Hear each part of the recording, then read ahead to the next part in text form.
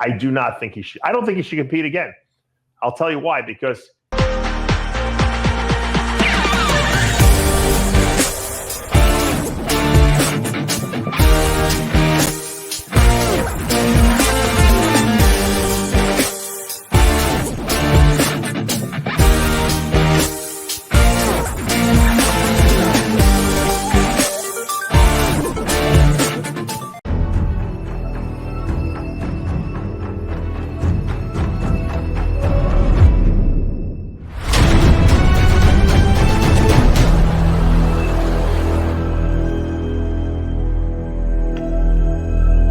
I created Species Nutrition with one mission in mind: to provide bodybuilders and serious athletes with no-nonsense supplements that work. I put my name and reputation on every bottle of Species Nutrition products. If you want to be your absolute best, join the evolution.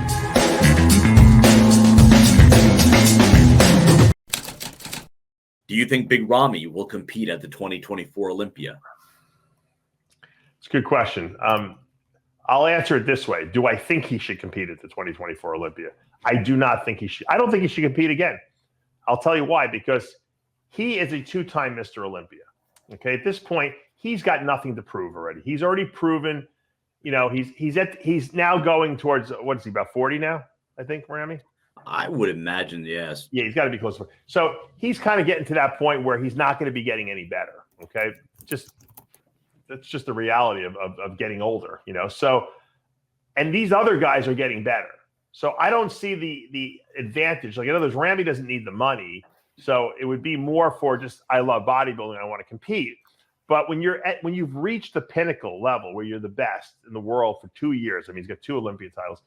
I don't think it can serve you in your career as being like something, you know, good for your career, because you're not going to be at your best anymore. And it would suck to see Ramy coming in like 5th or 6th place, because he's a legend. I mean, anyone who's won the Olympia is a legend. So at this point, I would rather see Ramy go around to do guest posings, to be honest with you, at various shows and make himself available for that, because to me, that's more exciting, to see Ramy as big as possible on stage if that's what he wants to do, kind of like what Kai Green does. Difference between him and Kai Green is Kai Green never won an Olympia. So Kai Green has unfinished business. That's why I don't know why he's waited so long to get back on stage, but you know, maybe one of these days he'll come on and let me actually interview him. So, and we'll find that out. But I wouldn't compete if I were Ramy. Do I think he's going to? There's definitely a possibility of it. I mean, because I know Ramy, sometimes when you have something taken away from you, you want it a lot more. I don't think Ramy wanted bodybuilding as much when he was winning as now that he's not winning and he's kind of out of that. He wants it back. He misses that spotlight. And so I wouldn't be surprised if we see Ramy on stage. Do I think it's a good idea? Probably not. David Helinsky. I got my blood work done. My test was at 2,500. That's being on 250 milligrams a week. If I were to take more, how would it help me when my testosterone is already so high?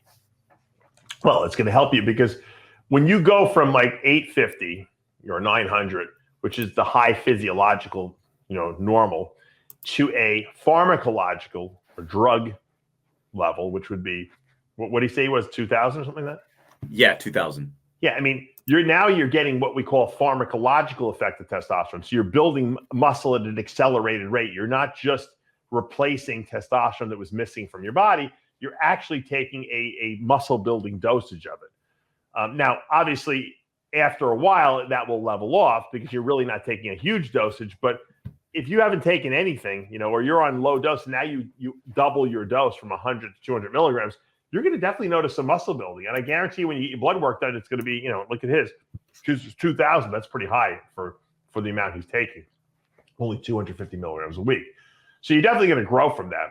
Now, how long you're going to grow is a different story, because eventually your body will get used to that new higher dosage as being the normal dosage, and your body will downregulate itself. It's not going to keep responding to that amount.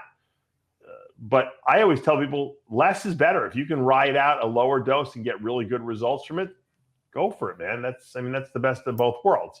Now, if you're starting to get high blood pressure and side effects from having the higher dose, you might want to cut back. So just keep an eye on your you know, all your data, as I always say, blood pressure and, you know, blood sugars and all the other stuff that goes along with it.